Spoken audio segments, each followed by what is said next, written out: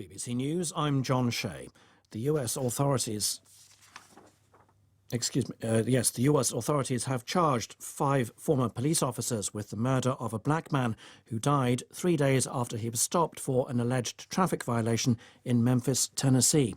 The family of Tyre Nichols were shown body cam video ahead of its release on Friday. President Biden has called for calm. The District Attorney of Shelby County, Steve Mulroy, said he would not rule out additional charges. Here's Neda Tawfiq. The district attorney said while all of the officers played a different role, they are all responsible for Tyre Nichols' death. Mr. Nichols' family have seen the video. Their lawyers said he was savagely beaten for 3 minutes like a human piñata. They posted a photo that shows Mr. Nichols unconscious in the hospital, bruised and swollen.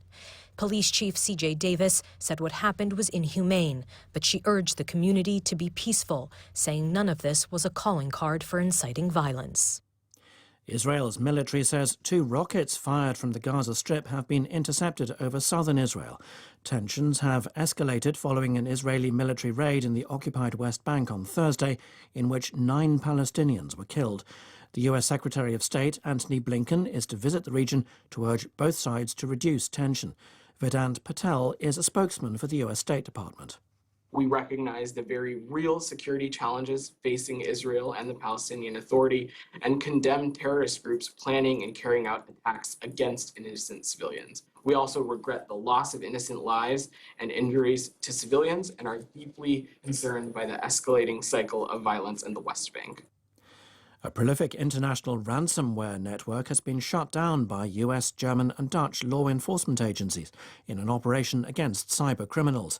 The Hive network is said to have targeted over 1,500 victims worldwide in the past 18 months and extorted over $100 million. The US Attorney General Merrick Garland said work against cyber criminals is ongoing.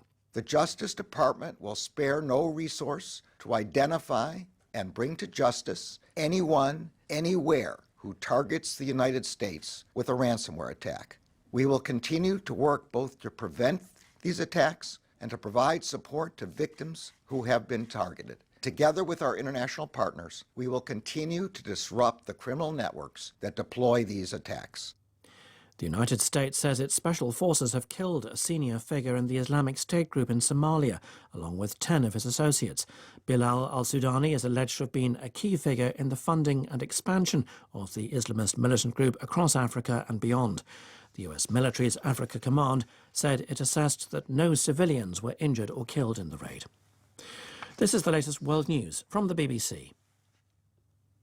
An asteroid as big as a minibus will pass by Earth in the next few hours, sweeping over the southern tip of South America at an altitude of about 3,500 kilometres. That's lower than many satellites orbit the Earth. Experts say it's too small to do any damage. It was detected last weekend by an amateur astronomer. The International Criminal Court is resuming its investigation into the war on drugs waged by the former Philippine President Rodrigo Duterte, which is believed to have killed thousands of people. The court said it wasn't satisfied that the Philippines was undertaking relevant investigations, the basis for its deferral request in 2021. New research indicates that data on shopping habits for over-the-counter medicines could help pinpoint early signs of ovarian cancer. A 6-year study of almost 300 British women found changing trends in the purchase of pain and indigestion remedies could occur up to 8 months before a formal diagnosis. Our health reporter is Michelle Roberts. Ovarian cancer is often diagnosed late, when treatment is more difficult. The early symptoms can be vague and mistaken for other more common or harmless conditions. Important ones to look out for include abdominal bloating and pain and feeling too full quickly after eating. Researchers at Imperial College London, who've been doing a study, say tracking what medicines women buy at the chemist or supermarket might help spot cases earlier. The team plan more work to see if shopping data might help spot other cancers too. Archaeologists in Egypt say they've found a limestone sarcophagus that has remained sealed with mortar for the past 4,300 years, just as the ancient Egyptians left it. The director of the research team, Zahi Hawass, a former minister of antiquities, said inside was a mummy covered with gold leaf that may be one of the oldest and most complete ever found. BBC News.